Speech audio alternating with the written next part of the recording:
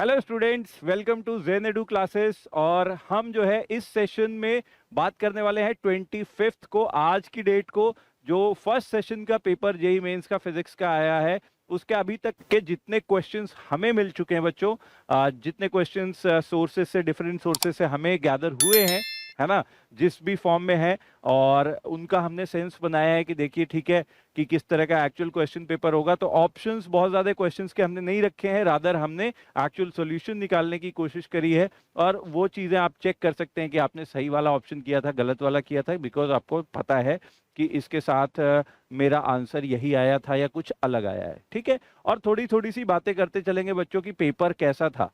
At least कल के paper के मुकाबले, 24 के पेपर के मुकाबले आज का जो पेपर है, एटलीस्ट फर्स्ट सेशन वाला जो पेपर है देखा है, वो थोड़ा सा उसका लेवल ऊपर है। और डिफिकल्टी लेवल फिर भी हम कह सकते हैं कि इन जनरल जो पास्ट ईयर्स के जेई मेंस के पेपर आए हैं उसके मुकाबले अभी भी ऑन ए सिंपलर साइड ही है जेई मेंस का पेपर। तो जो अपकमिंग नेक्स्ट डेज में भी जो पेपर आने वाले हैं, आई एम होपिंग कि जो जेई का लेवल होगा वो थोड़ा सा जरूर कम होगा, कंसिडरिंग कि इस साल कोविड भी थी, बच्चों की पढ़ाई भी इस तरह से जो है अफेक्ट हुई है। तो उन सब चीजों का ध्यान रखा गया है जरूर पेपर बनाने में। बट फिर भी बहुत ज्यादा इजी पेपर देने से जो बच्चे अच्छे से प्रिपेयर करके एग्जाम लिखते हैं उनका थोड़ा सा नुकसान होता है ना।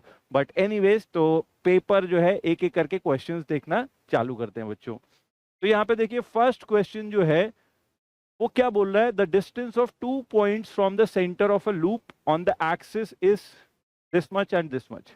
0.05 सेंटीमीटर एंड 0.2 सेंटीमीटर की डिस्टेंस पे दो डिफरेंट पॉइंट्स हैं जहां पे मैग्नेटिक फील्ड्स जो है उनके रेशियो गिवन है 8:1। We have to determine the radius of the loop. तो let's say we have this circular loop here, and on the axis of this circular loop we have 2 points, let's say point P and point Q। Centre वाले point O से P की जो distance है that is x1, and centre वाले point से Q की जो distance है that is x2।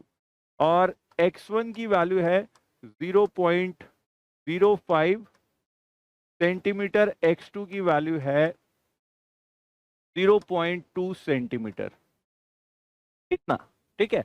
Magnetic field P point पे B1 में मान लेता हूं और Q पॉइंट पे B2 मान लेता हूं। It is also given that B2 is equal to 8। ये गिवन है क्वेश्चन में हमें।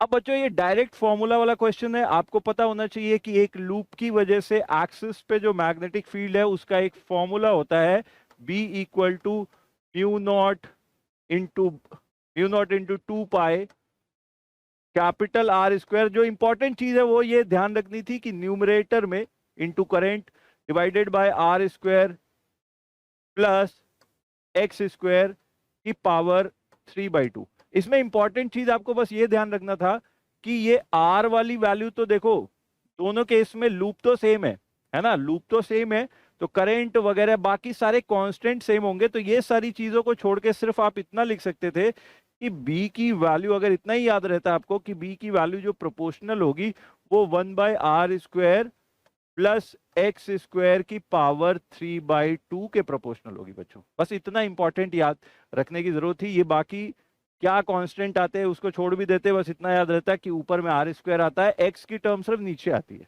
ठीक है। और R square plus x square के पावर 3/2 के इनवर्सली प्रोपोर्शनल होती है मैग्नेटिक फील्ड। अब इसी रिजल्ट का यूज कर लें आप B1/B2 जब निकालेंगे, तो आप देखो ये वाला टर्म तो अब उल्टा हो जाएगा, है ना। तो यहां से लिख सकता हूं B1/B2 will be equal to, ये अब x वाला टर्म x2 के लिए हो जाएगा, x2 वाला टर्म ऊपर हो जाएगा, तो R square plus x square की पावर 3 या x2 स्क्वायर की power 3/2 divided by R square plus x1 square की पावर 3/2 की वैल्यू है 8 बच्चों। इसकी वैल्यू है 8, और 8 को आप चाहो तो क्या लिख सकते हो, 2 raised to the power 3। तो क्यूब रूट ले लो दोनों साइड से। तो अब हमारे पास क्यूब रूट लेने के बाद क्या बचेगा बच्चों, R square plus x2 square, इसका under root by R square plus x1 square will be equal to 8 का क्यूब रूट लेके आ गया 2, ये आ गया 2। अब यहां पे मल्टीप्लाई कर दो और स्क्वायरिंग कर दो, ठीक है। तो R square plus x2 square will be 4 times R square plus 4 times x1 square. यहां से देखो 3r स्क्वायर की वैल्यू बच्चों कितनी आएगी, 3r square equal to x2 square minus 3 times x1 square. Values put करनी है आपको बच्चों, ध्यान से देखो। x2 square is equal to 0.2 का होल स्क्वायर, 0.2 का होल स्क्वायर, या ऐसे आप कर सकते हो 10⁻⁻² ले लो कॉमन, सब कुछ ऐसा यूनिट में कर लो। तो 20 का स्क्वायर यहां पे कर दो, 20 का स्क्वायर हो गया 400 माइनस 3 टाइम्स 5 का स्क्वायर माइनस 3 टाइम्स 5 का स्क्वायर इज 25, और यहाँ पे 10⁻⁻4 कर देना है, क्योंकि हम सब कुछ SI यूनिट में कर रहे हैं। This is equal to 3r square. अब यहाँ से देखो बच्चों कितना आ रहा है सॉल्व करके, r स्क्वायर की वैल्यू आ रही है 400 minus 75, that is 325, 3 into 10⁻⁻4 metre.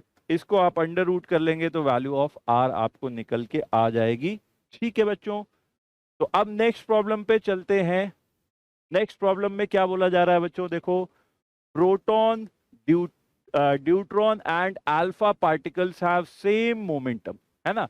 तो प्रोटॉन की बात करें, ड्यूट्रॉन की बात करें और अल्फा पार्टिकल्स की बात करें, तो इनके मोमेंटम सेम है, ये गिवन है क्वेश्चन में। They are projected in the same magnetic field, then choose the correct ratio of forces and their speed, ठीक है। इनके मोमेंटम सेम है, बस इतना गिवन है आपको, और आपको बताना है कि इनकी स्पीड्स, ठीक है, और इनका जो रेशियो होगा स्पीड्स का और इन पे लगने वाले फोर्सेस का, वो सारी चीजों का आपको रेशियो बताना है बच्चों।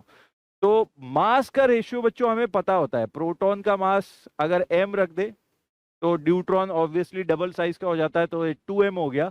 और यहाँ पे मैं मास बोल दूं तो मास का रेशियो बेसिकली 1:2:, ये 4m मास हो जाता है, 4 टाइम्स मास हो जाता है। इसी तरह से चार्ज के रेशियो में भी बोल सकता हूं मैं, प्रोटॉन पे 1 इलेक्ट्रॉन के बराबर का पॉजिटिव चार्ज होगा, ड्यूट्रॉन पे 2 इलेक्ट्रॉन के बराबर का चार्ज होगा, और अल्फा पे सीधा तुम्हारा हो जाएगा बच्चों 2 इलेक्ट्रॉन्स, यहाँ पे भी हो जाएगा, ठीक है।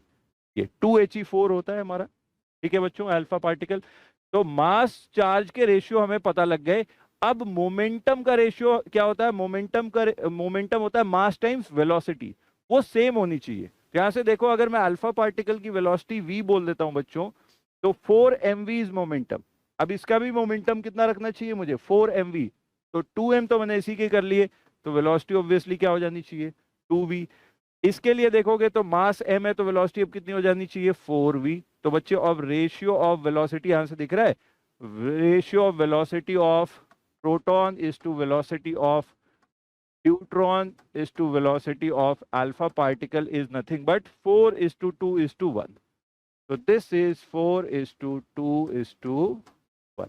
ये आ गया बच्चों, ठीक है। तो ये वेलोसिटीज की बात हो गई।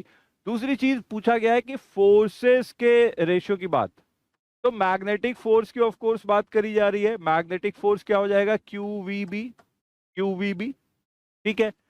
तो यहाँ पे मैग्नेटिक फील्ड इज यूनिफॉर्म, तीनों के लिए सेम है, तो basically Q multiplied by V का रेशियो हमें लेना है, फोर्स या Q इंटू V, है ना। Q इंटू V बोलो या फोर्स बोलो, रेशियोज के मामले में तो सेम काम करेंगे, क्योंकि मैग्नेटिक फील्ड क्या है, यूनिफॉर्म है।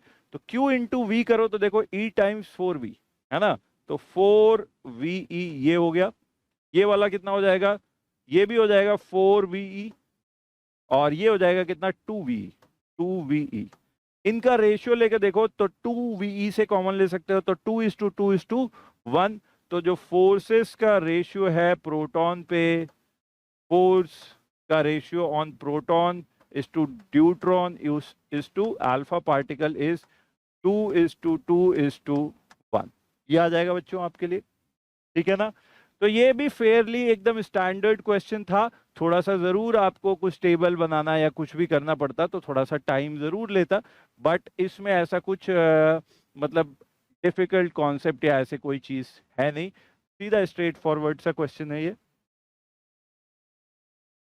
नेक्स्ट बच्चों इस क्वेश्चन को देखिए, if the time period of 2 metre long simple pendulum is 2 second, तो सिंपल पेंडुलम की लेंथ गिवन है, length is 2 metre and time period is also given, that is 2 seconds, and acceleration due to gravity at the place where the pendulum is executing SHM, ये बताना है आपको, G की value बतानी है। तो बहुत ही स्ट्रेट फॉरवर्ड क्वेश्चन नहीं हो गया, डायरेक्ट आपसे बस ये क्वेश्चन कह रहा है कि क्या फॉर्मूला आपको याद है कि नहीं है। तो बच्चों सिंपल पेंडुलम का फॉर्मूला क्या होता है, टाइम पीरियड का 2 पाई रूट एल बाई, बस यही लगाना था। यहां से देखोगे तो स्क्वायर कर दो, जी को इधर ले आओ, तो G will be equal to 4 pi square into L by capital T square. कितना आएगा बच्चों, देखो 4 into pi square, 4 pi square into length की वैल्यू बच्चों कितनी है, 2 मीटर है, टाइम का स्क्वायर नीचे करना है तो वो 4 हो जाएगा, तो 2 बाई 4 यहां से सॉल्व करके आ गई कितनी, 2 पाई स्क्वायर। और पाई स्क्वायर की वैल्यू अगर बच्चों ध्यान से करो, अगर पहले ये इस तरह के कैलकुलेशन करी है, तो पाई स्क्वायर की वैल्यू को हम जी से बहुत बार काटा करते हैं, है ना। पाई 3.14, उसका जो स्क्वायर होता है वो approximately acceleration due to gravity जो अर्थ पे आती है ना, उसके बराबर होता है। तो यहाँ पे 2 पाई स्क्वायर मतलब 2g के बराबर एक्सेलरेशन आ जाएगा। तो एक्सेलरेशन ड्यू टू ग्रेविटी इस जगह पे जो g है, that will be equal to 2 into approximately 9.8। अब ये ऑप्शन किस टर्म में पूछे गए थे, न्यूमेरिकल थे या कैसा था, वो सारी चीजों का मुझे पता नहीं है। तो सही तरीका तो ये हो गया बच्चों। अगेन ये भी एक फॉर्मूला बेस्ड क्वेश्चन था। कल की पेपर में भी इसी टाइप का एक क्वेश्चन था, जहां पे हमें नेगेटिव मास के कॉन्सेप्ट से सेंटर ऑफ मास का शिफ्ट निकालना था। आज यहाँ पे ग्रेविटेशन में यही घुमा के क्वेश्चन आ गया कि नेगेटिव मास के कॉन्सेप्ट से हमें बेसिकली फील्ड या फोर्स की बात करनी है। एक सॉलिड स्फीयर है, और इसमें जो है एक्चुअल ग्राफ में केवल इतना ही नहीं होगा, ये भी बताया है कि ये पॉइंट सेंटर है, ये वाली जगह सेंटर है, और इसी वाली डायमीटर की लाइन पे यहाँ पे 3r की डिस्टेंस पे फ्रॉम द सेंटर, सेंटर से कितनी डिस्टेंस, 3r की डिस्टेंस पे, क्योंकि अलग अलग जगह पे वो अलग अलग फोर्सेस और उनके रेशियोज आएंगे। यहाँ पे एक पॉइंट है, या यहाँ पे एक सॉलिड स्फीयर है, जो कि एक पार्टिकल को, let's say the particle has mass small m, इसको अट्रैक्ट कर रहा है। इसी लाइन की बात करी जा रही है और डायग्राम में गिवन रहा होगा। ठीक है बच्चों, तो इसमें क्या पूछा जा रहा है, solid sphere of radius r gravitationally attracts A particle placed at a distance 3r from the centre with force F1. New spherical cavity of radius r by 2 is made in the sphere and the force becomes now F2. The value of F1 is to F2. तो basically जब यहाँ पे कोई cavity नहीं थी, जब यहाँ पे कोई कैविटी नहीं थी, उस केस में इस वाले मास पे जो फोर्स लगा रहा था पूरा स्फीयर, कंप्लीट स्फीयर, वो फोर्स लगा रहा था F1 के बराबर। ठीक है, बाद में इसके अंदर से r/2 रेडियस की एक कैविटी निकाल दी, ये पार्ट का रेडियस है r/2 बच्चों। ठीक है, इतना पार्ट काट के निकाल दिया। अब जो इस पे फोर्स लग रहा है that is equal to F2। तो F1 इज टू F2 का रेशियो निकालना है। तो इस तरह के बच्चों क्वेश्चन करने के लिए ना आपको पहले से ही वेरिएबल वगैरह प्लान करके चलने पड़ते हैं, वरना सीधे ही अपने आप को थ्रो कर दोगे बिना किसी प्लानिंग के, तो थोड़ा सा कैलकुलेशन को मेसी कर दोगे। ठीक है, तो पहला चीज तो देखते ही समझ में आना चाहिए कि इन दोनों के मास में, मतलब कैविटी वाली जगह पे अगर हम इसी डेंसिटी का मटेरियल भर देते, तो उसके मास में और पूरे बड़े वाले स्फीयर के मास में देयर इज अ रिलेशनशिप। क्या रिलेशनशिप होगा, देखो भाई, बड़े वाले स्फीयर का रेडियस है 2 टाइम्स कैपिटल R, इसका है r/2।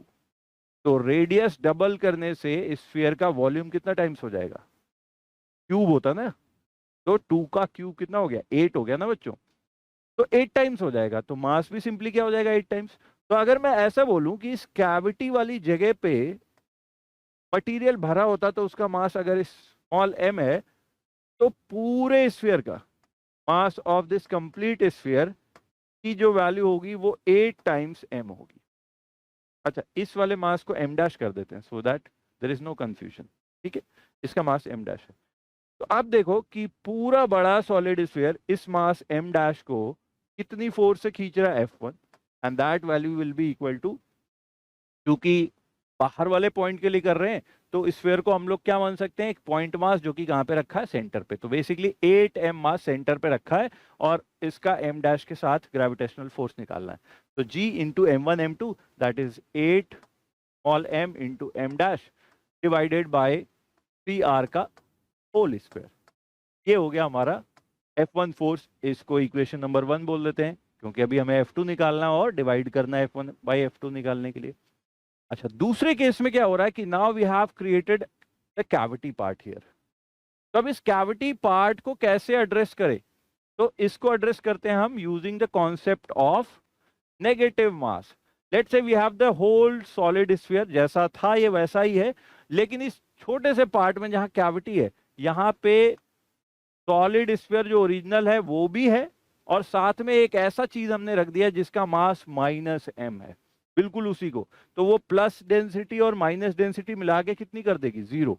दोनों चीज एक साथ हैं, मतलब एक सॉलिड स्फीयर पूरा का पूरा है भी और जिसका मास 8m है, और एक ऐसा स्फीयर यहाँ पे रख दिया जिसका मास -m है। यहाँ पे -m आप, क्योंकि बाहर वाले पॉइंट की बात होगी तो ऐसा मान सकते हो कि इसके सेंटर पे -m इज कॉन्सेंट्रेटेड और यहाँ पे कितना है, +8m इज कॉन्सेंट्रेटेड। तो +8m तो अट्रैक्ट कर रहा होगा और नेगेटिव मास अब सब कुछ उल्टा काम करेगा। वो क्या करेगा, रिपल्शन का फोर्स लगाएगा बाहर की तरफ, ठीक है ना। तो अब यहाँ से जो फोर्स F2 लगेगी उसकी वैल्यू को मैं बोल सकता हूँ कि भाई सॉलिड स्फीयर से खाली खाली तो जो फोर्स लग रहा था वो तो F1 के बराबर था, उसकी वैल्यू तो इतनी आ जाएगी।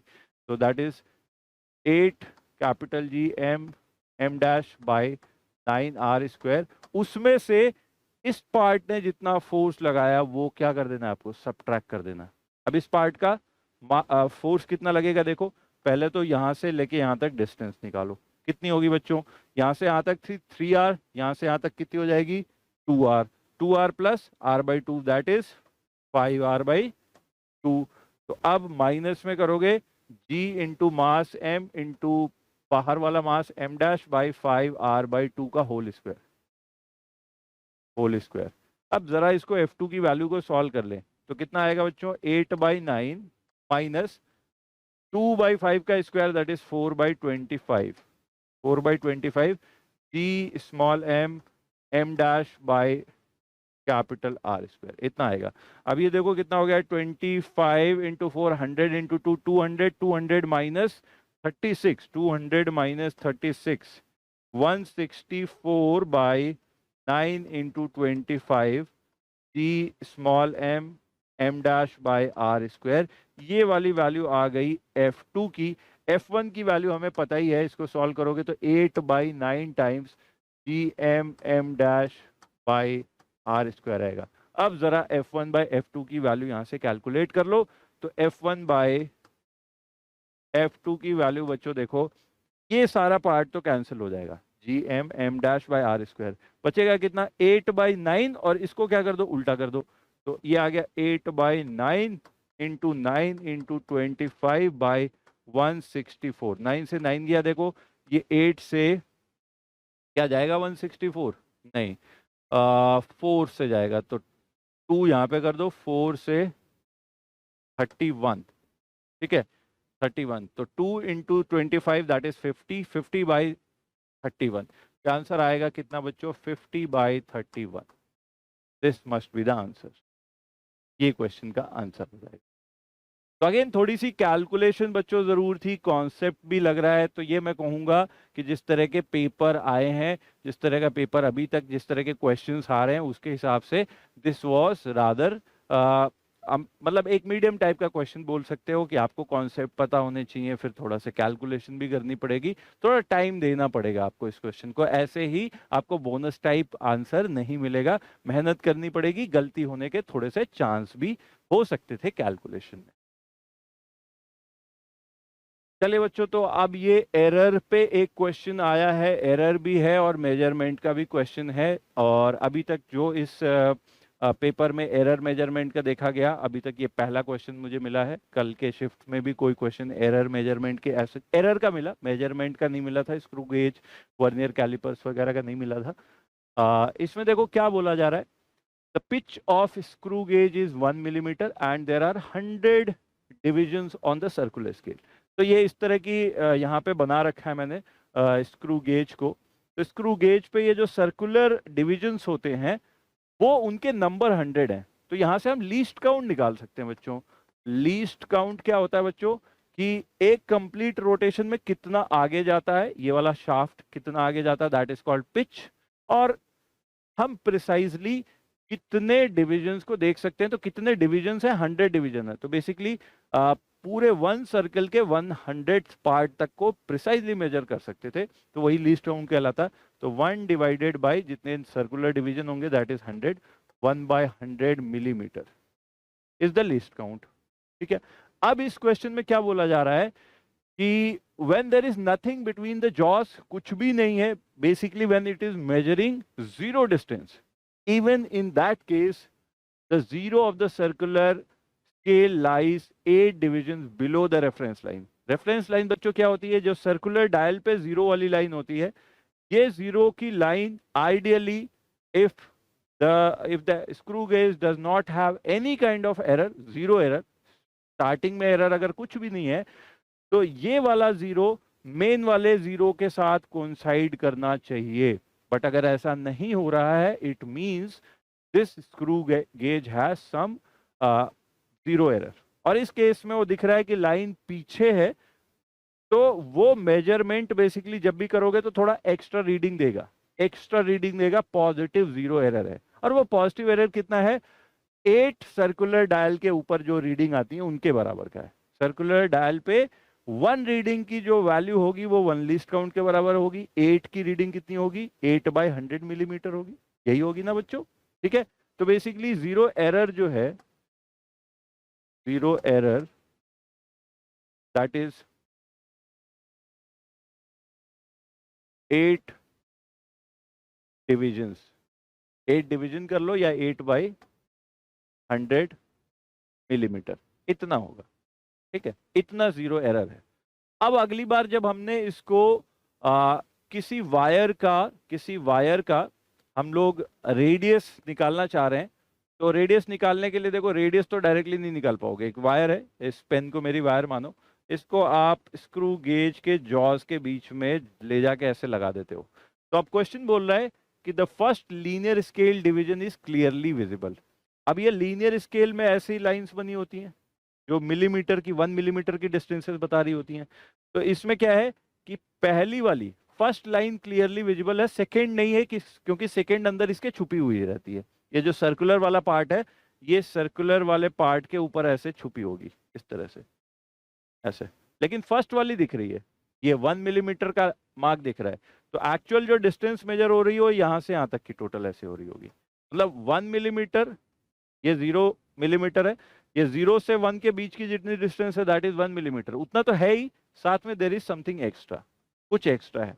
वो कितना एक्स्ट्रा है, वो कोइंसाइड हो रहा है 72nd division of the circular scale पे।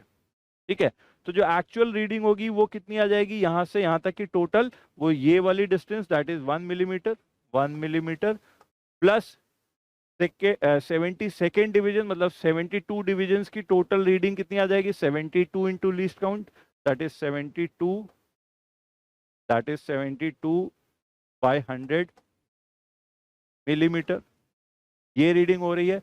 बट इस मशीन में, इस स्क्रू गेज में देयर इज अ प्रॉब्लम क्या है कि जब वो जीरो ही मेजर कर सही नहीं करता, तो जितना एक्स्ट्रा ये मेजर कर रहा था, ये वाला जीरो एरर, वो जीरो एरर अब हमें घटाना भी पड़ेगा।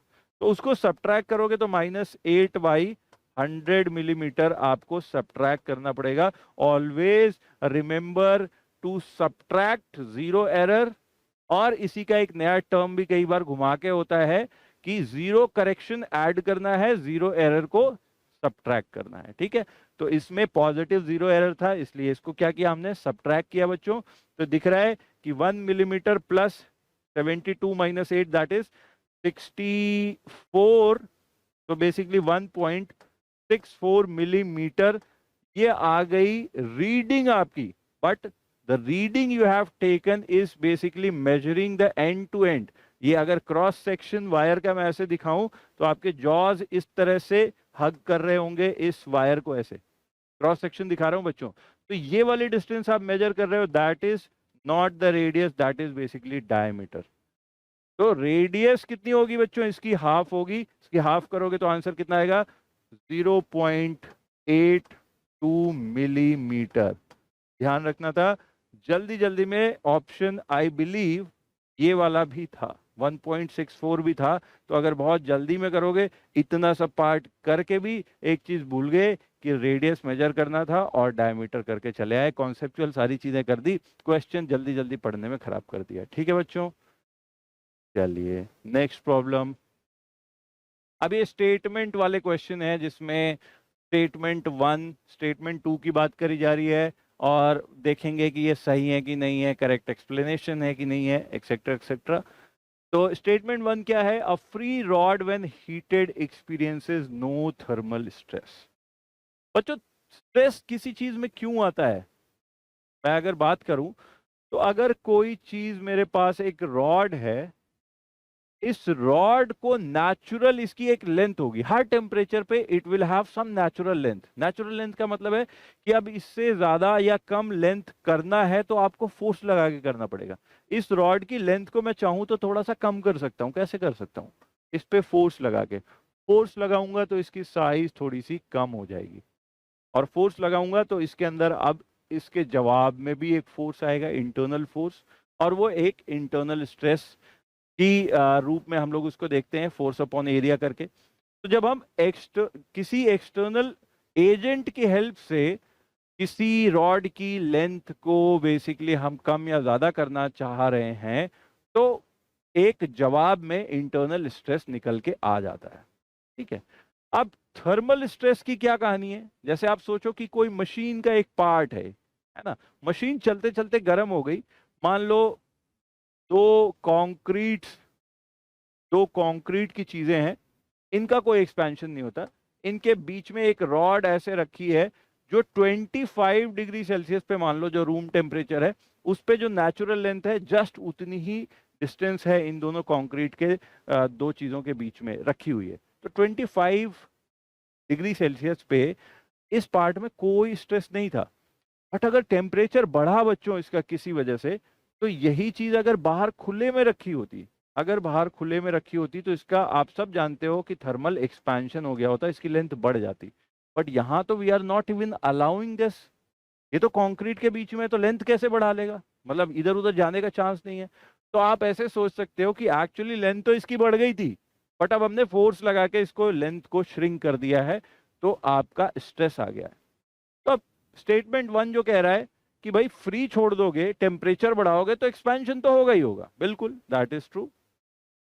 सेकेंड स्टेटमेंट क्या बोल रहा है, the rod when heated increases in length, वही चीज सेकेंड वाले में यही चीज है। फर्स्ट वाले में क्या बोल रहा है, free rod when heated experiences no thermal stress. हाँ ये भी सही है, दिख रहा है कि जब हम खुले में बाहर ऐसे ही कोई फोर्स ही नहीं लगाएंगे तो अपने आप ही ये फैल जाएगा और अंदर से कोई स्ट्रेस आया नहीं। क्यों, क्योंकि हमने कोई कोशिश ही नहीं करी ना इसको कम ज्यादा करने की, ये तो नेचुरली अपने टेम्परेचर की वजह से धीरे धीरे इसकी लेंथ बढ़ रही है। तो आपको ये समझ में आ गया ना कि स्ट्रेस आएगी कब, जब हम उसकी नेचुरल लेंथ को चेंज करने की कोशिश करेंगे, और फ्री कंडीशन में ऐसी कोई कोशिश हो नहीं रही है। तो statement 1 is correct, statement 2 is also correct, but statement 2 is not actually giving you any insight और एनी रीजंस कि ऐसा क्यों होना चाहिए, क्यों थर्मल स्ट्रेस नहीं आया। थर्मल स्ट्रेस इसलिए नहीं आया बिकॉज हमने फोर्सफुली कोई चीज इसको लेंथ को कम या ज्यादा करने की कोशिश नहीं करी है, इसलिए नहीं आया। ऐसा नहीं है कि रॉड की लेंथ में इंक्रीज हो गया इसलिए स्ट्रेस नहीं आया, नहीं, ये बात सही है बट ये एक्सप्लेन नहीं करती बेटर। तो statement 1 and both are true, but statement 2 is not the correct explanation of statement 1, ये होना चाहिए इसका आंसर। फिर से बच्चों एक स्टेटमेंट वाले question, two planets have same escape velocity and their masses are not equal. ठीक है, तो दो प्लैनेट्स हैं, एस्केप वेलोसिटीज इक्वल है, मासेस अनइक्वल है। दूसरा स्टेटमेंट क्या बोल रहा है, product of the mass to radius must be equal. तो ये फेयरली आप देखोगे कि फॉर्मूला बेस्ड क्वेश्चन था, एस्केप वेलोसिटी की वैल्यू आपको याद होनी चाहिए, या तो ऐसे बच्चे याद रखते हैं √2g into radius of the planet, या स्मॉल जी की वैल्यू को आप capital G capital M by R square से भी कर सकते हो, तो 2g m बाय आर ऐसे भी याद कर सकते हो। इंपॉर्टेंट इसमें क्या था, मास का चूंकि बात करी जा रही थी तो हमें इस सेकेंड वाले तरीके से देखना था। तो escape वेलोसिटी अगर दो अलग अलग प्लैनेट्स के लिए सेम है तो यूनिवर्सल ग्रेविटेशनल कांस्टेंट तो पूरी यूनिवर्स के लिए सेम है, उसमें तो कोई चेंज नहीं होना। m by R must remain same. तो इसका मतलब ये है कि अगर ve की वैल्यू सेम है, if this is same, we can say mass to radius must be same, ये सेम होना चाहिए। सेकेंड स्टेटमेंट ही अपने आप में गलत है, तो आगे कुछ सोचना नहीं। The first statement is just a generic statement. Of course it can be true, it can be true कि अगर मास अनइक्वल है, जैसा कि क्वेश्चन बोल रहा है कि मास अनइक्वल है, तो भी मास बाय रेडियस अगर इक्वल है तो हो जाएगा इसके वेलोसिटी सेम। तो statement 1 is true but statement 2 is incorrect, है ना। तो एक्सप्लेनेशन की बात ही नहीं करनी है, स्टेटमेंट 2 इज इनकरेक्ट, काम ही हो गया। अब देखिए इस तरह के क्वेश्चन, अब आई बिलीव जिसने भी बच्चों, अगर आप लोगों ने अच्छे से तैयारी करी है तो मुझे नहीं लगता कि कोई भी टीचर या जहाँ पे भी आप प्रिपरेशन करते हो कि ये क्वेश्चन कोई कराता नहीं होगा। ये क्वेश्चन तो अगर आपने थोड़ी भी सीरियस प्रिपरेशन करी है तो ये तो करा हुआ क्वेश्चन होगा, बिल्कुल करा हुआ क्वेश्चन होगा। ये तो लोग करते ही करते हैं घुमा घुमा के, ठीक है, कहीं ना कहीं से।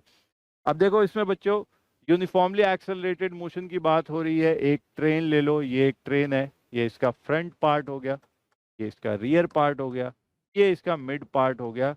मान लेते हैं ट्रेन की लेंथ है l, तो ये इतना पार्ट की लेंथ l/2 होगी। ऑफ कोर्स मिड पार्ट तो मिड पॉइंट पे ही रहेगा ना, और ये इसकी लेंथ भी l/2 है, ठीक है।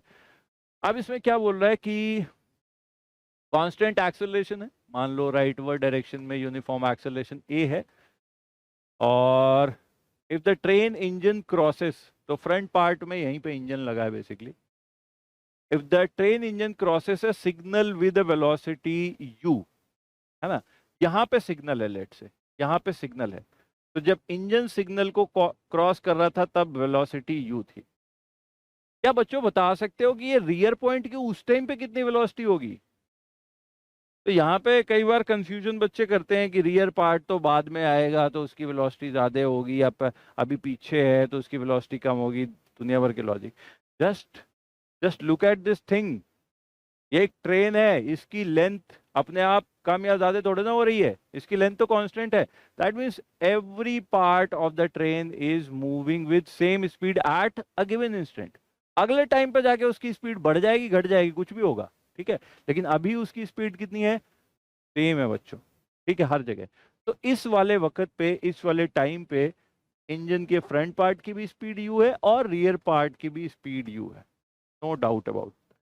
अब एक दूसरी सिचुएशन कंसीडर करो, ये ट्रेन चलते हुए चली गई, सिग्नल यहीं पे है, और अब ट्रेन ऐसे पहुंच गई, मतलब अब ट्रेन का लास्ट बोगी जो है सिग्नल को क्रॉस कर रहा है। इस टाइम पे बोल रहा है कि ट्रेन की वेलोसिटी v है, एवरी पार्ट, हर एक पार्ट की वेलोसिटी v होगी। यहाँ पे ट्रेन के सबसे पीछे वाले पार्ट की वेलोसिटी हो गई v मान लिया, ठीक है। पूछ रहा है ये क्वेश्चन में the middle, then the middle point of the train crosses the signal with velocity. अब ये पूछ रहा है कि इस बीच में जिस टाइम पे मिडिल पॉइंट सिग्नल पे आया होगा तब उसकी कितनी वेलोसिटी थी, तो वो सिचुएशन भी ड्रॉ कर लेते हैं, बना लेते हैं।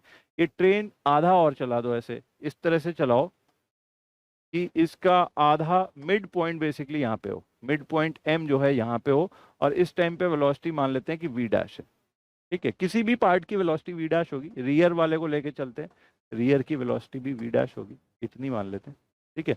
ये डिस्टेंस यहाँ से यहाँ तक की अगेन l/2। अब जरा देखो, रियर पॉइंट को पकड़ के चलो, रियर पॉइंट को बच्चों पकड़ के चलो, इस वाले पॉइंट को यहां से लेके रियर पॉइंट यहां तक आता है, कितनी डिस्प्लेसमेंट ट्रेवल करता है, l की, कितने एक्सेलरेशन से, a से, initial velocity u, final velocity v। कौन सी इक्वेशन लिखनी चाहिए, third equation, final velocity v square equal to u square plus 2 into acceleration a into displacement l, है ना। यहां से a इंटू एल की वैल्यू मैं लिख सकता हूँ v square minus u square by 2, ठीक है। अगला काम अब हम लोग ऐसा कर लेते हैं जिससे हमें वी डैश पता लग जाए। तो उस पार्ट के लिए तुम यहां से देख लो कि रियर पार्ट यहां से लेके यहां तक पहुंचा है, यहां तक। ध्यान देना इस डायग्राम में, ये वाली लेंथ है L/2, तो यहां से यहां तक की लेंथ कितनी आ जाएगी, अगेन L/2। तो रियर पार्ट ने टोटल डिस्प्लेसमेंट ट्रेवल करी L/2, starting with velocity u and final velocity जो हमें निकालनी है v डैश। तो अब फिर से लगाओ, v डैश का square will be equal to u square plus 2 into acceleration a into displacement that is L/2।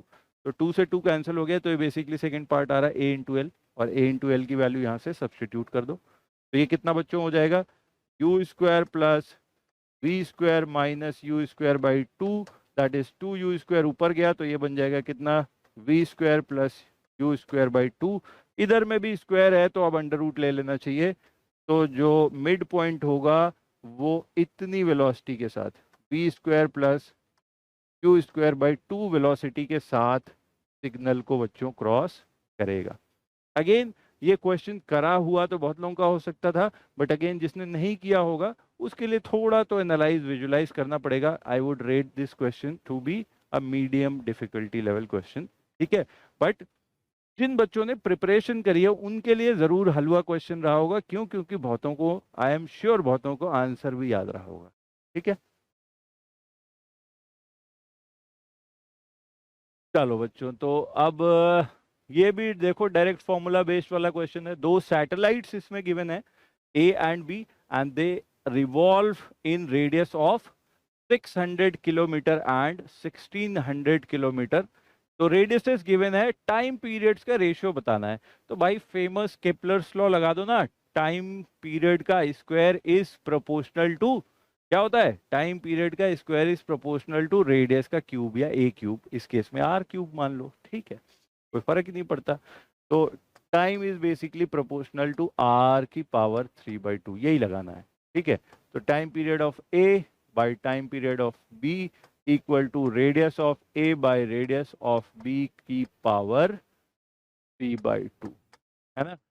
कितना हो जाएगा बच्चों, ये देखो 600 बाई 1600। अब ये पार्ट कैलकुलेशन आप करते रहना, 6/16 या 3/8, 3/8 की पावर 3/2 कितना आएगा बच्चों, देखो ऊपर में हो जाएगा 3√3, ऊपर में और नीचे हो जाएगा 8 इंटू √8, तो 16 अब इसको कैलकुलेट कर लेना है आपने, √3 √2 की वैल्यू रख के, या मेरे को ऑप्शन पता नहीं है, √3 √2 की टर्म्स में ही शायद आंसर बच्चों आपको गिवन थे, तो कोई दिक्कत ही नहीं है। उस तरह से होता तो अभी ऐसे हो जाता। डायरेक्ट क्वेश्चन, बिल्कुल फॉर्मूला बेस्ड बोलूंगा मैं, और बहुत ही आराम से होने वाला क्वेश्चन था।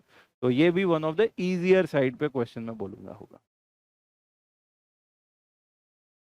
चलो बच्चों, अब ये एक हीट एंड थर्मोडायनेमिक्स का क्वेश्चन। ये एक डायटोमिक गैस है, इसको कांस्टेंट प्रेशर पे हीट दे रहे हैं। तो du is to d Q is to d W की वैल्यू रेशियो बताना है। तो यूजुअल मीनिंग है change in internal energy, change heat given to the system and work done by the system, ये रेशियो बताना है। तो प्रोसेस हो रही है कांस्टेंट प्रेशर पे, that means this process is iso बारीक प्रोसेस, ठीक है। आइसोबारिक प्रोसेस में जो वर्क डन बच्चों होता है D W, that is equal to कितना लिखोगे, पी डीवी, है ना। ये तो हमेशा पी डीवी लिखते हैं, इसमें तो कोई दिक्कत ही नहीं है, पी डीवी, है ना।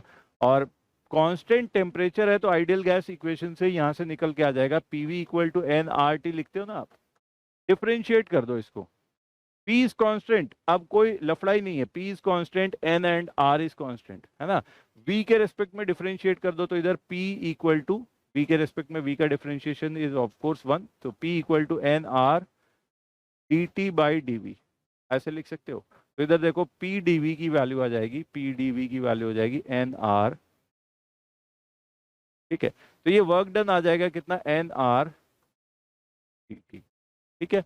और चेंज इन इंटरनल एनर्जी तो बिना सोचे समझे हमेशा ही लिखते हो, N C V, N C V D T. Diatomic gas है तो Cv की वैल्यू कितनी हो जाएगी, 5r/2, तो that is n into 5r/2 into 5r/2 dt, या इसी को ऐसे लिख सकते हो 5/2 nr dt।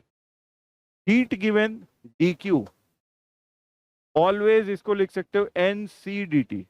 सी क्या है?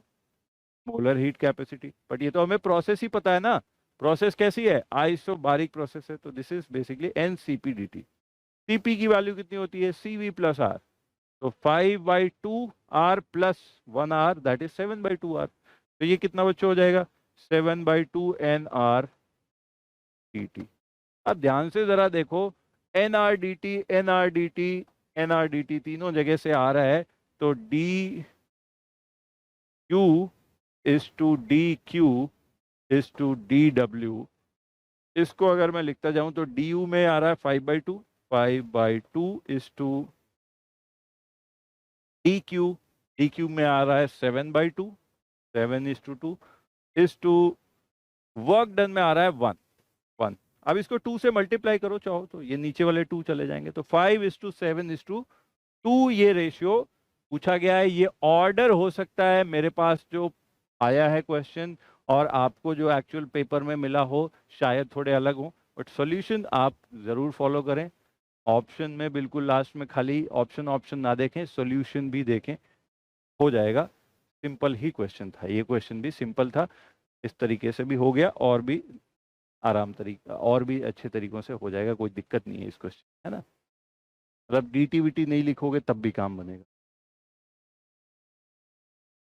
चलो अब इस क्वेश्चन पे आते हैं। 2 radioactive substances X and Y are originally having N1 and N2 nucleides respectively. Half life of X is half of half life of Y, है ना। क्या मजेदार लाइन है, हाफ लाइफ इसकी दूसरे वाले की हाफ लाइफ का हाफ है, और 3 हाफ लाइफ के बाद Y की 3 हाफ लाइफ के बाद, ठीक है। ध्यान देना, चलो पहले X एंड Y की बात ही कर लेते हैं, बना लेते हैं इनको। कहाँ पे X के कितने हैं total initially? P equal to 0 पे X के हैं N1 न्यूक्लियाइड्स, Y के हैं N2, ठीक है। और Y के 3 हाफ लाइफ के बाद, Y के 3 हाफ लाइफ के बाद 3 half of Y, 3 half life के बाद कितने बचेंगे? ये बच्चों फॉर्मूला तो याद होना चाहिए। n number of half life के बाद जो एक्टिव न्यूक्लियाइड्स बचते हैं वो n इक्वल टू n0, जो कि इनिशियल उसके न्यूक्लियाइड से, into 1/2 raise to the power n, है ना। बोलते हो ना, एक हाफ लाइफ के बाद हाफ बचा, 2 हाफ लाइफ के बाद 1/4, 3 हाफ लाइफ के बाद 1/8, यही फॉर्मूला बनता है। तो 3 हाफ लाइफ के बाद बच्चों ये कितना बचेगा? ये बचेगा n2 इंटू 1/2 की पावर 3 या n2/8, ये बचेगा। अच्छा, पहले वाले की जो हाफ लाइफ है वो है ही इसकी हाफ, तो मतलब अगर इसकी टी हाफ 1 ईयर होती मान लो, तो ये 3 साल की बात हो रही ना, और इसकी हाफ लाइफ कितनी है? 6 मंथ है। तो कितने हाफ लाइफ सेम टाइम में हो जाएंगे उसके? एक हाफ लाइफ जितने टाइम में N2 का होता है उतने ही टाइम में N1 के 2 हाफ लाइफ हो जाते हैं। तो ऑफ कोर्स N1 के 6 टी हाफ हो गए, और 6 के लिए अब जो बचेंगे active number of nuclides, that will B initially कितने थे? N1 इंटू 1/2 की पावर 6। और ये दोनों वैल्यूज गिवन है क्वेश्चन में, दे आर इक्वल। कर दो इक्वल भाई, N1/2 की पावर 6 इक्वल टू N2/2 की पावर 3। पूछा क्या है? द रेशियो N1/N2, इधर लेके जाओ, N1/N2 will be equal to 2 raised power 6 by 2 raised power 3, that is 2 raised power 3, and that is equal to 8, है ना। तो ये भी एक ही यही फॉर्मूला लगना था, और बस ये वाली चीज का ध्यान रखना था कि हाफ लाइफ इसकी 3 इसकी 6 हो जाएंगी।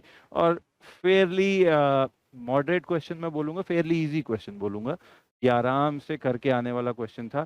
कोई भी तिड़क झाम इसमें कोई भी आपको खतरनाक वाला दिमाग लगाने का कुछ करना था ही नहीं, स्ट्रेट फॉरवर्ड क्वेश्चन। चलिए अब बच्चों इस क्वेश्चन पे देखते हैं मॉडर्न फिजिक्स का। ये भी क्वेश्चन कल के पेपर में भी डी ब्रॉगली वेवलेंथ के 1-2 क्वेश्चन दिखने को मिले थे, आज भी डी ब्रॉगली पे एक क्वेश्चन आया। the alpha particle of the proton of a proton are accelerated. Alpha particle and a proton are accelerated from rest by same potential difference. ठीक है, तो initially there kinetic energies are zero, चाहे वो alpha particle की बात कर रहे हो या प्रोटॉन्स की. ठीक है, अल्फा पार्टिकल एंड प्रोटॉन इनकी बात कर रहे हैं, तो हमें पता है कि मासेस का रेशियो जो बच्चों होता है वो 1:4 होता है ना. अल्फा पार्टिकल 4 टाइम्स ज़्यादा मास होगा, और जो चार्ज का रेशियो है वो 2 टाइम्स होता है. एक इलेक्ट्रॉन का इस पे, है ना, एक प्रोटॉन का बेसिकली इस पे पॉजिटिव चार्ज, और इस पे होगा 2 का, तो चार्ज डबल होता है. ठीक है, सेम पोटेंशियल डिफरेंस लगाया गया, तो जो काइनेटिक एनर्जी मिली होगी बच्चों वो कितनी होगी, चार्ज टाइम्स पोटेंशियल डिफरेंस. तो काइनेटिक एनर्जी वो सेम है. और मोमेंटम अगर मैं लिखना चाहूं तो मोमेंटम में अगर अल्फा पार्टिकल वाले का P1 लिख दूं, इसका P2 लिख दूं बच्चों. ठीक है, मोमेंटम के टर्म में क्यों लिख रहा हूं, बिकॉज मुझे समहाउ डी ब्रॉगली वेवलेंथ की बात करनी है, और de Broglie wavelength lambda equal to क्या होता है बच्चों, h/p होता है.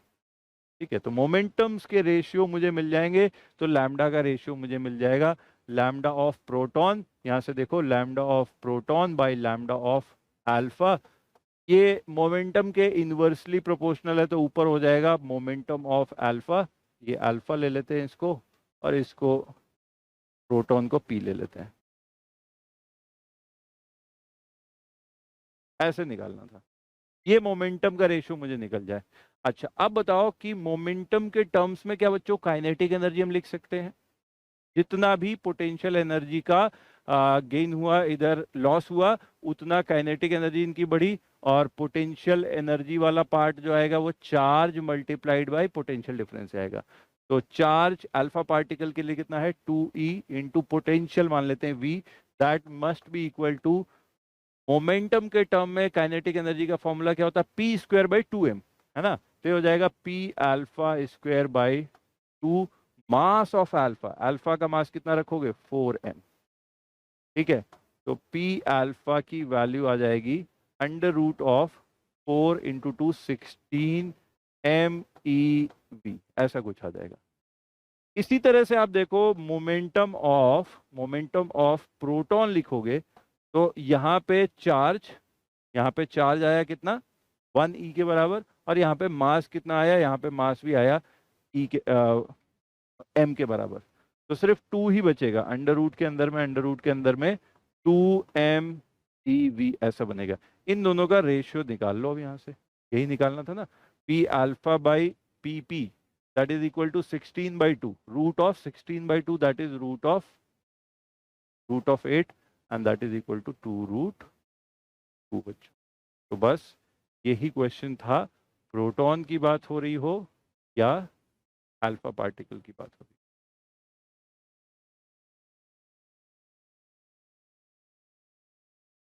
चलिए बच्चों, नेक्स्ट क्वेश्चन पे चलते हैं. अगेन ये कल भी क्वेश्चन इसी से मिलता जुलता कुछ आया था, आज थोड़ा सा लैंग्वेज बदल के, फॉर्मूला सेम, रिजल्ट सेम, कहानी सेम, है ना. फिर एक क्वेश्चन पूछा गया कल YDSC में, पूछा गया था YDSC के नाम पे यही चीज, रिजल्ट सेम यूज करनी थी आपको. आज YDSC का बिना नाम लिए ही पूछ लिया गया है कि 2 कोहेरेंट सोर्सेज हैं जिनकी लाइट की इंटेंसिटीज का रेशियो जो है 1:2 है. तो बेसिकली अगर इंटेंसिटीज में I1 I2 बोलूं, या सिंपली ऐसे बोल सकता हूं, एक की इंटेंसिटी 2I है, एक की इंटेंसिटी I है, इनके मैक्सिमम की वैल्यू कितनी आएगी बच्चों. तो सबको फॉर्मूला पता है, I max will be equal to √I1 plus √I2 का होल स्क्वायर. तो यहाँ से I का रूट तो बाहर निकाल के उसका स्क्वायर कर दोगे तो बाहर में तो I आ जाएगा, तो बेसिकली √2 + 1 का होल स्क्वायर, ऐसा आएगा I मैक्स. सिमिलरली अगर मिनिमम इंटेंसिटी निकालनी है तो उसमें भी I बाहर निकल जाएगा, और √2 - 1 का होल स्क्वायर बन जाएगा.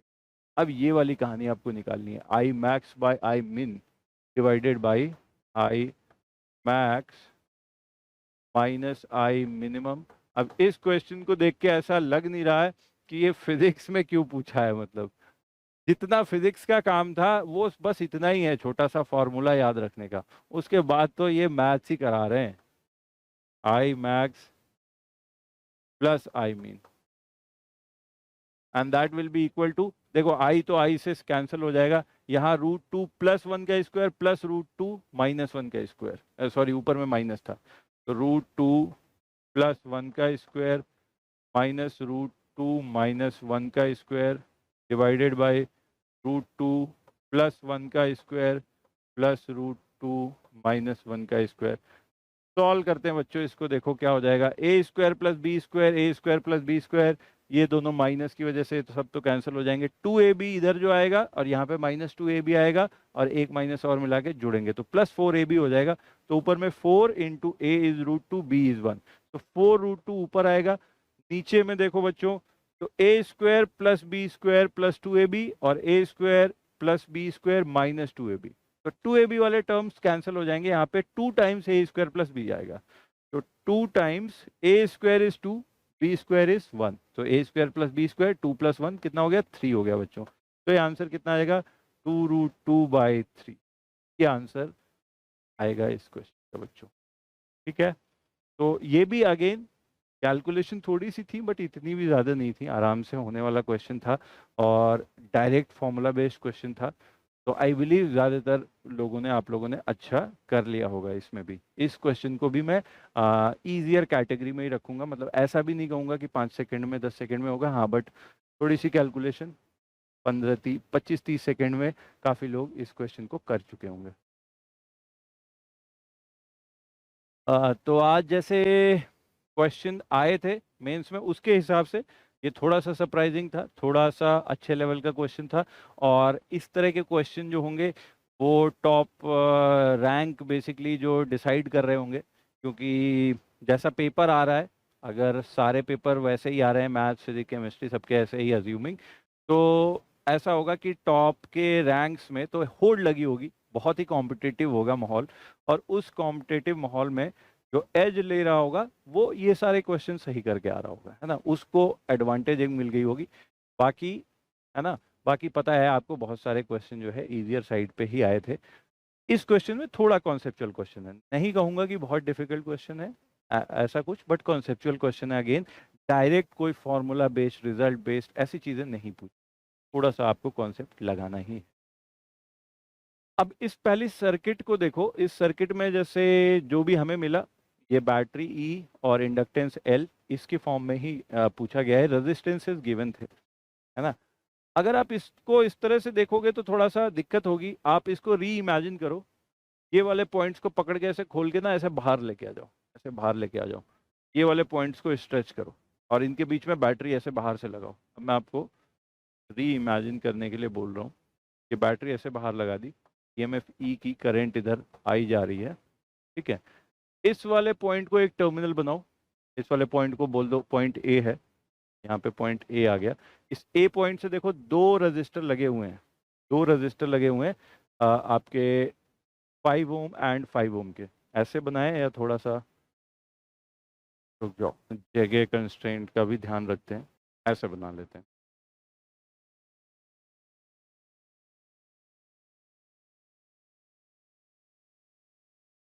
This is point A and let me call this point as B, इसको पॉइंट बी बोल दिया।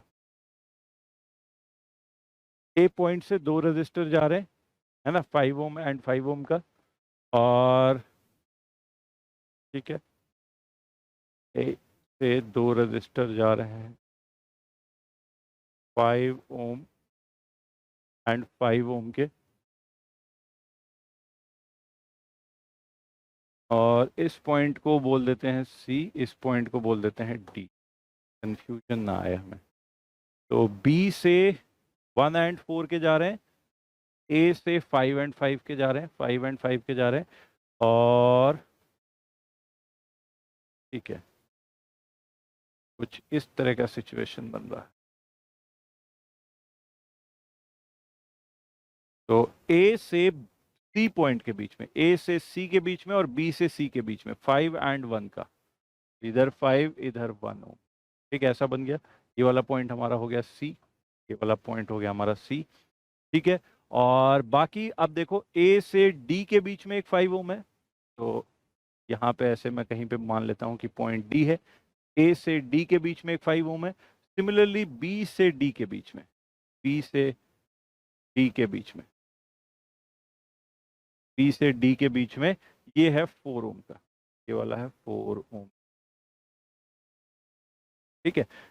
सी एंड डी के बीच में, सी एंड डी के बीच में एक इंडक्टर भी लगा हुआ है, there is a inductor of inductance L. अब इस सर्किट को आप देखो री इमेजिन करके, T इक्वल टू 0 पे क्या आ रहा होगा, अज्यूमिंग कि जो सर्किट है कंप्लीटली ओपन थी, तो किसी भी पार्ट में कोई करंट नहीं था T इक्वल टू 0 पे। अब बड़ा कॉन्सेप्चुअल पार्ट जो बार बार हम लोग इंडक्टेंस के क्वेश्चन करने में एम्फसाइज करते हैं बच्चों को, कि इंडक्टर के अंदर में there is not going to be sudden change in the current.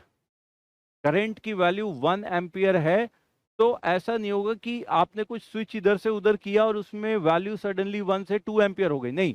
It will take some time, चाहे जितना छोटा हो, it will take some time, वो टाइम तो लगेगा ही लगेगा बच्चों। जीरो टाइम में वो करंट में डिफरेंस, करंट में चेंज झटके से नहीं होगा। तो जब t इक्वल टू 0 की भी बात कर रहे होंगे ना बच्चों, t इक्वल टू 0 से जस्ट पहले, मतलब जब सर्किट हमने ओपन ही रखी हुई थी, उस टाइम पे भी इंडक्टर के थ्रू करंट 0 था, तो t इक्वल टू 0 पे जैसे ही सर्किट क्लोज भी कर दी, बैटरी भी लगा दी, तो भी उसके बाद भी करंट 0 रहने वाला है। अच्छा, अगर इस वाली ब्रांच में करंट 0 रहेगा बच्चों, तो ये दोनों तो कैसे हो जाएंगे, सीरीज में ही हो जाएंगे ना आराम से, क्योंकि यहाँ तो कोई जंक्शन है ही नहीं। तो ये 5 एंड 4 कैसे हो गए सीरीज में, एंड ये वाले 5 एंड 1 आपस में कैसे हो गए सीरीज में, तो 6 and 9।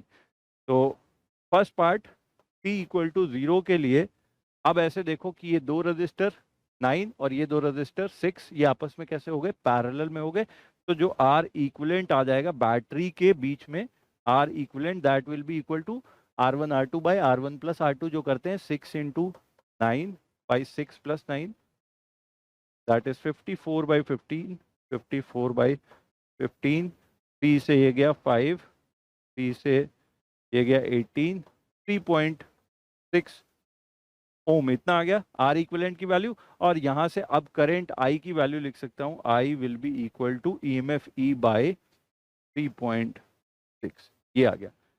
T equal to infinite पे बच्चों क्या हो रहा होगा वो भी देख लेते हैं। टी इक्वल टू इनफाइनाइट पे इंडक्टर के अंदर सैचुरेशन करंट आ जाती है, और वो करंट टाइम के साथ चेंज नहीं होती है ना। इक्वल टू इनफाइनाइट पे क्या स्टेडी स्टेट आ जाती है, और वहां पे कोई भी potential difference across the inductor नहीं होता। Potential difference across the inductor क्या लिखते हैं, L D I by D T. And by definition अगर स्टेडी स्टेट आ गई तो आई तो कांस्टेंट हो गया, तो D I by D T क्या होगा, जीरो होगा। तो मतलब मैं बोल सकता हूं कि at T equal to infinite, potential at C will be equal to potential at D. C and D के बीच में क्या है, सेम पोटेंशियल है। तो अब करंट के टर्म्स में तो मैं ऐसे कर सकता हूं, सी एंड डी को उठा के ज्वाइन कर दूं, क्या इशू है, no issue, because potentials are same. अब मैं ज्वाइन कर दूंगा सी एंड डी को, तो देखो कि ये वाला पॉइंट बेसिकली यहाँ आ गया, तो ये 5 और 5 आपस में कैसे हो गए, पैरेलल में। This 4 and 1 will again be in the parallel, और वो आपस में कैसे हो जाएंगे, सीरीज में। तो हो गया ना बच्चों सॉल्व। अब इस केस में जो आर इक्विवेलेंट आएगा वो क्या हो जाएगा, इस 5 और 5 का आपस में जो बच्चों पैरेलल आ रहा है, 5 और 5 का जो पैरेलल आ रहा है दैट इज 2.5, हाफ हो जाएगा उसका सीरीज 4 एंड 1 के पैरेलल के साथ। तो कितना हो गया 2.5 प्लस 4 और 1 का कितना हो जाएगा बच्चों, 4 into 1 by 4 plus 1 that is 0.8, 0.8 है ना। Yes 4 by 5 is 0.8 and that is equal to 3.3। और इस केस में जो करंट हो जाएगी I, that will be equal to E by 3.3 by 3.3। तो ये बच्चों सही तरीका होगा करने का इस क्वेश्चन को। अगेन ये क्वेश्चन आ गया, जो इस क्वेश्चन में भी आप ऑप्शंस ऐसे थे जिनकी वजह से बहुत इजीली हो सकता था, कुछ ज़्यादा सोचना नहीं पड़ता, थोड़ा सा मतलब थोड़ा आपको लॉजिक लगाना पड़ता, बट फिर भी मैं कहूँगा this question was a good question है ना। आपको अच्छा खासा कुछ ना कुछ लॉजिक लगा के ही सॉल्व करने को मिलता। सॉल्व करना कंप्लीटली प्रूव करने वाला पार्ट होता तो वो तो थोड़ा और सोचना पड़ता, बट फिर भी ऑप्शंस जैसे दे रखे थे उनकी हेल्प से थोड़ा आसानी हो जाती। अब इसमें ये एक रेगुलर ऑक्टागन गिवन है, एक रेगुलर शेप का ऑक्टागन गिवन है जिसके सेंटर पॉइंट को ओ पॉइंट बोल रहे हैं, और ये पॉइंट से A B C D E F G H इस तरह से डिनोट कर रखे हैं। वेक्टर ए ओ की वैल्यू गिवन है ना। ए को ओ से ज्वाइन करो, ये वाली वेक्टर की वैल्यू गिवन है ए ओ वेक्टर। अब आपको बताना है कि ये vector A B vector plus B C vector plus C D vector plus D, नहीं नहीं sorry, A B plus A C plus A D plus A E, इस तरह से आपको इन सब का सम बताना है। तो क्वेश्चन का ऑप्शन देख के ये क्वेश्चन हो सकता था। देखो अब ध्यान से मैं सुनो, मैं बताता हूँ कैसे। ये ए बी और ए एच सबसे आखिरी वाले जो हैं, A B and A H, इनको पकड़ लो, ठीक है ना बच्चों। ए बी पकड़ लिया, ए एच पकड़ लिया। एओ की लाइन उनके एंगल बाइसेक्टर पे होगी और दोनों की लेंथ भी सेम है, तो मैग्नीट्यूड्स भी, तो दो वेक्टर जिनके मैग्नीट्यूड सेम है उनका रिजल्टेंट किधर आएगा, एंगल बाइसेक्टर पे। तो ए बी और ए एच इन दोनों का रिजल्टेंट इधर की डायरेक्शन में, तो एक वेक्टर हमने एओ की डायरेक्शन में बना लिया, मैग्नीट्यूड अभी हमें नहीं पता, नहीं मतलब है, हमने इधर की तरफ बना लिया, ठीक है बच्चों। और अब जो है मैं बोल सकता हूं कि ये दोनों वेक्टर हटा दो क्योंकि इनका रिजल्टेंट आ गया। Similarly A C vector and A G vector, ये भी इस तरह से सिमेट्रिकल होंगे कि this angle will be same as this angle, this length will be same as this length. Of course इन दोनों वेक्टर्स का भी रिजल्टेंट इसी डायरेक्शन में हो, इसी डायरेक्शन में। ये दोनों वेक्टर हटा देते हैं, ये भी आ गए, हट गए। इसी तरह से देखो ए को डी से मैं ज्वाइन कर देता हूं बच्चों, दूसरा कलर ले लूं, ए को डी से ज्वाइन कर लूं और ए को एफ से ज्वाइन कर लूं। इन दोनों वेक्टर्स को जोड़ूंगा तो again these angles are equal, इन दोनों की लेंथ भी इक्वल, तो इनका रिजल्टेंट अगेन इसी डायरेक्शन में, ए ओ की डायरेक्शन में ही जाएगा, इसका भी, तो ये भी हटा लिया हमने। और एक ए ई है, just by looking at the symmetry पता ही है कि ए ई जो है कि लाइन बनाओगे वो ए से होके जा रहा होगा, तो ए ई वेक्टर तो जस्ट डबल है, ए ओ का डबल है, सारे वेक्टर जुड़ते चले जा रहे हैं ए ओ की डायरेक्शन में। तो I can say all these vectors की डायरेक्शन जो होगी, इन सारे सम्स का जो डायरेक्शन होगा वो ए ओ वेक्टर की डायरेक्शन में होगा। कुछ कांस्टेंट मल्टीप्लाई करना है, कुछ नंबर मल्टीप्लाई करना है, लेंथ कितने टाइम्स होगी वो नहीं पता है। तो जो ऑप्शन गिवन थे उसमें इधर सिर्फ, अच्छा ये आई कैप होगा, सब में आई कैप बच्चों दिया हुआ था, 16 आई कैप 16 आई कैप, बेसिकली 8 टाइम्स मल्टीप्लाई कर रहे हैं। तो अगर हम आई कैप वाले साथ के साथ अगर 8 टाइम्स मल्टीप्लाई कर रहे हैं तो हमें सबके साथ ही 8 टाइम्स मल्टीप्लाई करना चाहिए, क्योंकि एओ वेक्टर की डायरेक्शन में ही है। तो 8 करोगे तो जे कैप वाले में 24 हो जाएगा, है ना, के कैप वाले में -32 हो जाएगा, तो हमारे पास सी ऑप्शन आ रहा है, ये ऑप्शन आ रहा है। तो ये तो हो गया तरीका थोड़ा सा ऑप्शन चेकिंग वाले तरीके से करना, है ना, जिसको सोचना आसान था। जैसे ही डायग्राम देखना बच्चों आप चालू करते तो इस तरीके से सोचना बच्चों, क्वेश्चन को आसान था, है ना। दूसरा तरीका जो फुल प्रूफ तरीका, जो इस मतलब जो बिल्कुल बड़े वाला तरीका है, उससे भी कर लेते हैं, जस्ट क्यूरियोसिटी के लिए, कि अगर आपको सॉल्व ही करना होता और ये क्वेश्चन पूछ लेता कि भाई प्रूफ करके दिखाओ ये 8 टाइम्स होगा, तब कैसे कर, आप लोगों को प्रूव करने का ही अगर मन आ जाए तो कैसे प्रूव करेंगे। Again this is not a single method, बहुत सारे तरीके हो सकते हैं। आप कोऑर्डिनेट लेके प्रूव कर दो, मैग्नीट्यूड से प्रूव कर दो, 100 तरीके हैं, मैं एक आपको बस जस्ट बता रहा हूँ। ये वाले वेक्टर को बोल दिया मैंने A O, I am going to use some geometry here. ये चीज प्रूव करने में आपको कोई भी टाइम नहीं लगेगा कि ये सामने सामने वाली sides are of equal, equal length तो है ही, रेगुलर पॉलीगन है, इस ये सामने वाली दोनों लेंथ पैरेलल भी होंगी। तो if I am calling this vector, B से सी तक का वेक्टर, if I am calling this vector as let's say X vector, then इसके सामने इसके पैरेलल जी से एफ वाला vector, this vector will also be X vector. ये बात पक्की है कि नहीं, same length same direction parallel है। तो similarly if I am calling C से डी की तरफ वाला vector Y vector, then this h to g vector will also be y vector. होगा कि नहीं होगा? Same magnitude, same direction. x and y vectors के भी मैग्नीट्यूड तो इक्वल है, बट डायरेक्शन नहीं है, इसलिए हम अलग अलग वेक्टर इनका नाम दे रहे हैं. सिमिलरली e से e की डायरेक्शन में वेक्टर को x y z बोल देता हूँ. Let's say this is z vector. Let's say this is z vector. Then this vector a to h, ये सामने सामने की लाइंस जो होंगी वो पैरेलल होंगी. तो this will also B z vector. ये भी z वेक्टर हो जाएगा. अच्छा, अब a से b वाला छोड़ दिया हमने. क्यों भाई छोड़ दिया? इसको भी कर लेते हैं. इसको t वेक्टर मान लेते हैं. x y z t vector. t vector हो गया. ये f से e की तरफ भी. अब मैं कितनी टर्म है? 1 2 3 4 5 6 7, सातों टर्म को लिखना चालू करता हूँ. ये एक्स वाई जेड टी की टर्म में. देखो, पहला ए बी वेक्टर लिख रहा हूँ. ए बी वेक्टर पहला, तो वो तो है टी वेक्टर, फर्स्ट टर्म. ठीक है. दूसरा A C vector. A C vector, A C vector यहाँ पे देखो, लॉ ऑफ ट्राइंगल का यूज करो जरा. A C vector will be sum of these two vectors. That means T vector plus X vector. A C vector जो हो जाएगा that is t vector plus x vector. Third ad vector लिखूंगा. ये ad vector देखो, law of polygon से देखो, this is sum of this vector and this vector. तो t vector plus x vector plus y vector. तो the third term ad vector here is t vector plus x vector plus y vector.